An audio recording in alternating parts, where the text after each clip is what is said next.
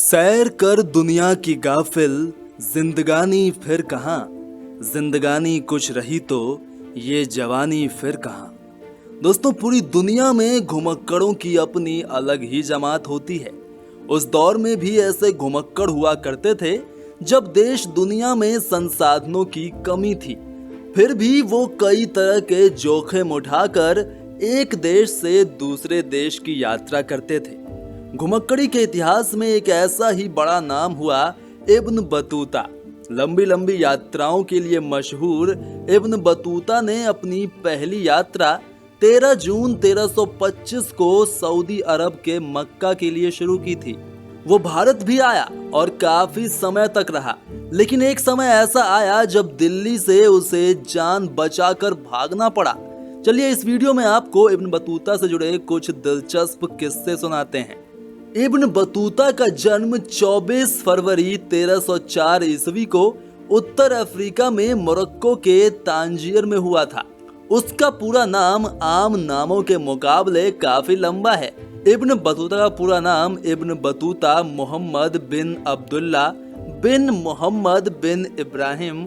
इतिहास के जानकारों का मानना है कि उस दौर के इस जाबाज यात्री ने केवल 28 साल की उम्र में 75,000 मील से ज्यादा का सफर तय कर लिया था।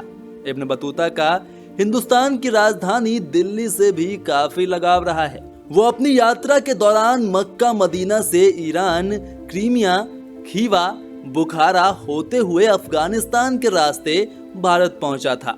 तब भारत के सिंध प्रांत में वो 1334 ईस्वी में पहुंचा।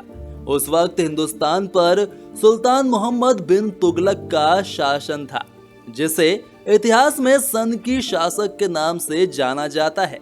बताया जाता है कि इब्न बतूता दिल्ली पहुंचा तो सुल्तान मोहम्मद बिन तुगलक ने उसको 12,000 दीनार के वेतन पर शाही काजी के पद पर नियुक्त कर दिया था।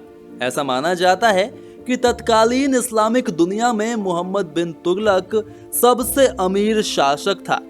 उसके बारे में इब्न बतूता ने लिखा कि दिल्ली का सम्राट सबके लिए एक समान है। वो हर दिन किसी न किसी भिखारी को अमीर बनाकर छोड़ता है, साथ ही रोज एक न एक आदमी को मौत की सजा भी जरूर देता है। एक बार तो उसने खुद को 21 छड़ी से मार खाने की सजा दे दी थी। इब्न बतूता के दौर में ही मोहम्मद बिन तुगलक का एक रोचक किस्सा प्रसिद्ध है। बताया जाता है कि सुल्तान मोहम्मद बिन तुगलक ने एक बार एक सूफी संत को अपने पास आने के लिए बुलावा भेजा। इस पर संत ने आने से मना कर दिया। तुगलक इतना नाराज हुआ कि अपनी शान में गुस्ताखी देख संत का सिर ही धड़ से अलग करवा दिया था। साथ ही संत के रिश्तेदारों और दोस्तों की एक सूची भी बनवाई। इस सूची में इब्न बतूता का नाम भी शामिल किया गया था। संत को सजा देने के बावजूद तुगलक ने इब्न बतूता को 3 हफ्ते तक नजरबंद रहने की सजा सुनाई थी। 3 हफ्ते नजरबंद रहने की सजा काटने के बाद इब्न बतूता को शक हो गया था कि हो सकता है कि सुल्तान उसे जान से मरवा दे। इसलिए वो किसी भी तरह से दिल्ली से भागने की योजना बनाने लगा था। आखिरकार साल 1341 में उसको इसके लिए मौका मिल ही गया था। तुगलक को इब्न बतूता ने सलाह दी थी कि उसे चीन के राजा के पास अपना एक दूत भेजना चाहिए। उसकी इस बात पर तुगलक सहमत तो हुआ, लेकिन वो दूत कौन होगा ये तय नहीं कर पाया। अंत में उसने तोहफे देकर इब्न बतूता को चीन रवाना कर दिया था।